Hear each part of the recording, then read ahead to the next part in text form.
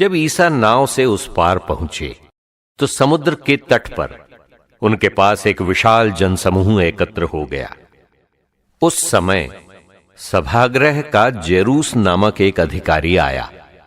ईसा को देखकर वो उनके चरणों पर गिर पड़ा और ये कहते हुए अनुनय विनय करता रहा, मेरी बेटी मरने पर है, आइए और उस पर हाथ रखिए जिससे वो अच्छी हो जाए और जीवित रह सके।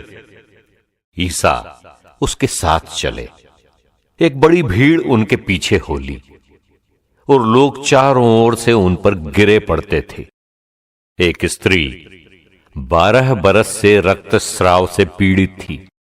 अनेक वैद्यों के इलाज के कारण उसे बहुत कष्ट सहना पड़ा था और सब कुछ खर्च करने पर भी उसे कोई लाभ नहीं हुआ था, बल्कि वो और भी बीमार हो गई थी। उसने ईसा के विषय में सुना था और भीड़ में पीछे से आकर उनका कपड़ा छू लिया, क्योंकि वो मन ही मन कहती थी, यदि मैं उनका कपड़ा भर छूने पाऊं तो अच्छी हो जाऊंगी। उसका रक्तस्राव उसी क्षण सूख गया और उसने अपने शरीर में अनुभव किया कि मेरा रोग दूर हो गया है। ईसा उसी समय जान गए कि उनसे शक्ति निकली है।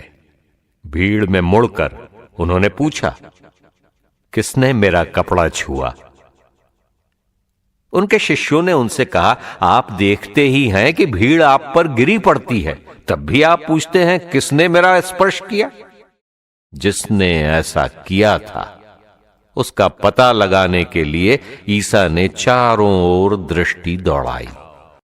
वो स्त्री ये जानकर कि उसे क्या हो गया है, डरती कांपती हुई आई और उन्हें दंडवत कर सारा हाल बता दिया। ईसा ने उससे कहा, बेटी, तुम्हारे विश्वास ने तुम्हें चंगा कर दिया है, शांति प्राप्त कर जाओ और अपने रोग से मुक्त रहो। ईसा ये कह ही रहे थे कि सभागृह के अधिकारी के यहां से लोग आए और बोले, आपकी बेटी मर गई है, अब गुरुवर को कष्ट देने की क्या जरूरत है? ईसा ने उनकी बात सुनकर सभागृह के अधिकारी से कहा, डरिए नहीं, बस विश्वास कीजिए। ईसा ने पेत्रुस, याकूब और याकूब के भाई योहन के सिवा किसी को भी अपने साथ आने नहीं दिया। जब वे सभागृह के अधिकारी के यहां पहुंचे तो ईसा ने देखा कि कोलाहल मचा हुआ है और लोग विलाप कर रहे हैं। उन्होंने भीतर जाकर लोगों से कहा, ये कोलाहल, ये विलाप क्यों? लड़की मरी नहीं, सो रही है। इस पर वे उनकी हंसी उड़ाते रहे। ईसा ने सबको बाहर कर दिया और वो लड़की के माता पिता और अपने साथियों के साथ उस जगह आए जहां लड़की पड़ी हुई थी।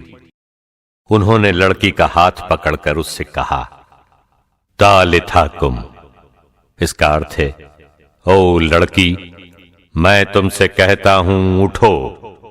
लड़की उसी क्षण उठ खड़ी हुई और चलने फिरने लगी, क्योंकि वो 12 बरस की थी। लोग बड़े अचंभे में पड़ गए।